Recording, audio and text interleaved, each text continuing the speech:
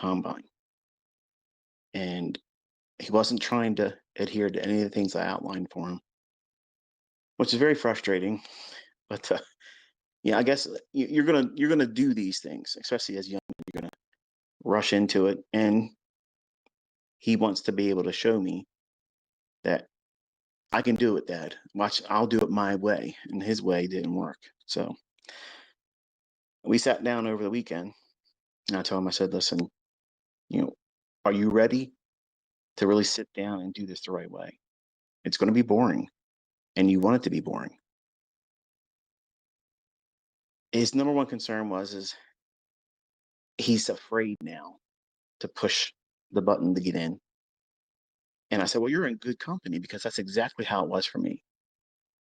Very, very scared to get into it in the beginning. In 1992, I had no idea what the hell I was doing, but I was really inspired to learn.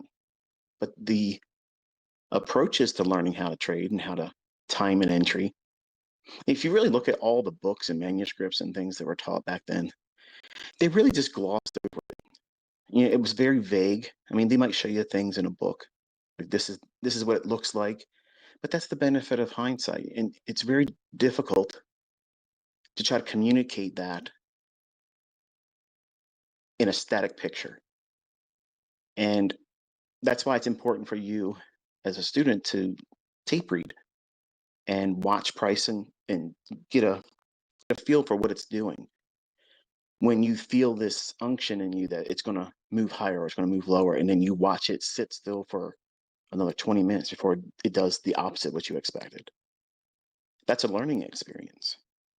You know, it's easy to think that you've learned something from me or someone else, or use some kind of a automated, you know, what you would call it, something that would be not discretionary. And it still doesn't take away that hard right edge, that void, that abyss that we look into on the right side of the chart that hasn't printed yet. See, what divides the success stories from the failures is the comfort of embracing that uncertainty. And in the beginning, I was trying very hard to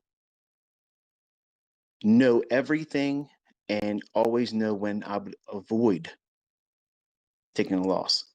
So I know what it's like for you as my students to want to ask me in a lot of different varying ways, but really the blunt question you want to know is, how can I trade, make money, and not lose? And as much as you may want to argue and say, no, that's not how I think, or that's not what I'm asking, you are asking that. That's exactly what everybody wants. That. I would be lying if I said I didn't want it. So don't lie to me. Okay, don't lie to me, because I know I would love to know how to never take a loss. I would love to know that. But you have to be comfortable with choosing these conditions that are more apt to be correct for your model and your personal approach to trading. And that means you're going to have to submit to the idea that your model, with those parameters and filters in place, may not present the opportunity for you today or that trading session. And it doesn't mean it's a bad model. It doesn't mean you're a bad trader. It doesn't mean anything except for you're waiting for your model and all of the things and circumstances that go around trusting that setup with that model, with you as the driver, the operator in that system. So naturally, as a young man, you know, I thought he was paying for these Top Step funded account challenges on his own, but he wasn't. It was actually his older brother Caleb that was allowing him to purchase them, but he was the one that was doing it. So I told him, I said, you're going to have to do in the future, anything that you do it on your own. You have a job, and that money that you earn, you spend that, because then you're going to care more about it. If you don't put anything into it, you're not going to have that same level of concern about whether or not you're going to succeed or not. And I think that's the number one reason why most people that go to college and their parents pay for their college for them. They abuse it. They don't really take it, full advantage of what's been given to them because it's a silver spoon gift. And I had friends I grew up with that were like that, and they never amounted to anything that they went to school for, and they don't live well. So I'm not saying the end result of that circumstance for those individuals to have that, but I'm not surprised when it ends up that way. So I make my children work because I want them to know what it's like to have a master, someone that tells them you can and can't. This is how much you'll get if you do what I tell you to do. If you don't do what I tell you to do, you will be reprimanded. You want to take evasion, it'll have to be approved first. And work with people that they don't like, and then develop these tendencies to want to impress them, even though they don't like them.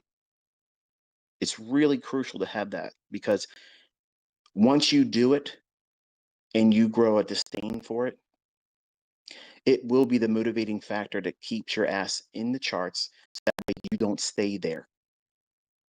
It'd be very easy for me to say, here, Cameron, here's $1 million. Here, I'm going to go out here and get you a house. You already got a car. I'm going to give you some money in an account to live off of, so that way you don't feel a rush to get in there and trade. But he's not equipped. He's not equipped to do anything with that. So I've tried to do those things early on with my older kids, and it doesn't work. It doesn't work. It's the equivalent of, here, honey, I'm daddy. I'm going to pay for your college. Impress daddy. No, they're going to be kids. They're going to be reckless, and they're going to do things half-assed, and they're not going to care because they know daddy's going to take care of them.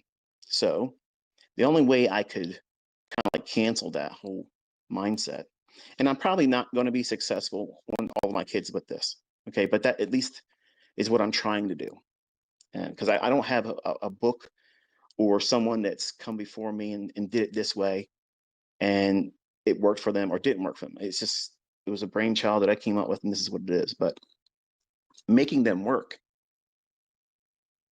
is not a bad thing. It's something good. All of us had to do it. I had to do it. I had to work. I had multiple jobs. Some of you might have multiple jobs right now too, and you're trying to learn how to do this, and it's hard. It's really, really hard. It's hard to stay motivated because you're in debt and you're trying to keep up with the bills that you're accumulating, and everything's more expensive. See, he's protected in a way that maybe you as an adult with maybe siblings, or not siblings, but children, that you have to take care of. Maybe you have a one income family and you're supporting all that stuff. And they expect you, when you come home from work, to give them your undivided attention. But here you are listening to me and watching videos by me, and you're trying to look at charts and stuff. And they're looking at you like, why are you doing this? I get it. I had to do that whole thing too. But it's hard to keep the real life from pressing in and overtaking your pursuits. It's easy for it to be trampled down if you allow other people,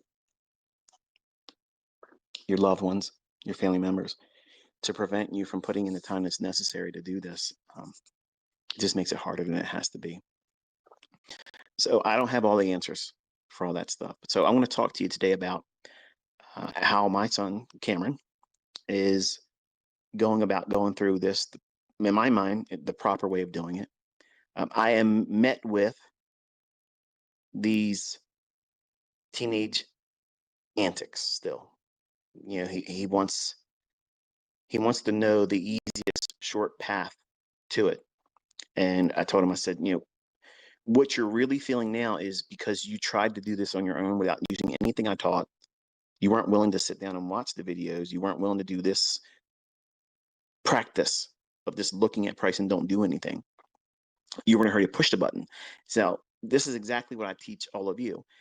Don't be in a hurry to go out there and try to make money, because you're going to be doing so by pushing the button with ignorance. You're not going to know what you're doing. So what you're going to be teaching yourself and conditioning yourself is that because you know nothing and you have no experience to lean on, when you're pressing the button, you're the equivalent of going to casinos and gambling, where there's no way of knowing the outcome. There's no probability. There's no statistical edge there. It's pure gambling. And you're hoping some kind of a lottery win to inspire you to do it the right way when that wouldn't happen anyway. Because if you were to make money doing something on a whim, you're going to think that you're just lucky.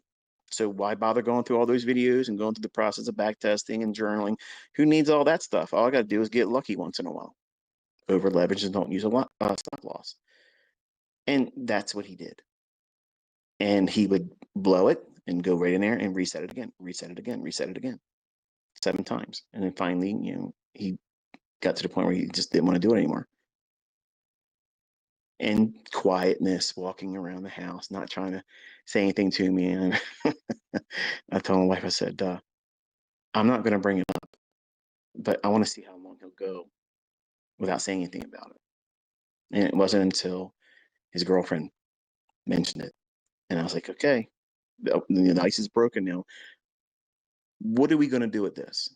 Because clearly, where you're working, that isn't going to cut it.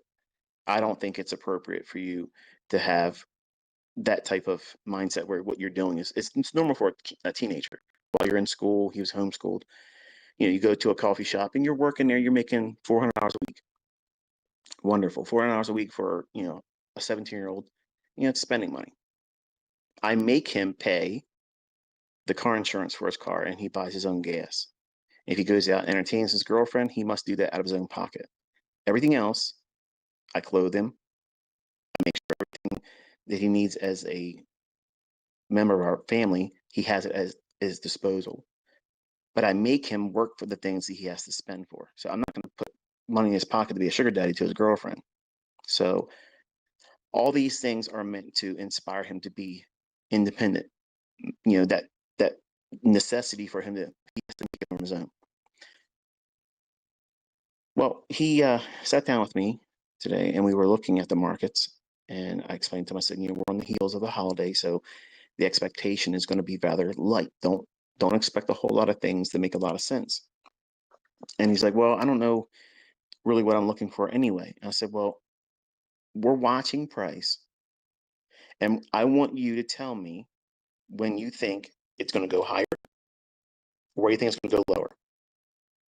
And I want you to push the button right in front of me. I don't want you to second guess it. I want you to, in your mind, know what it is that you think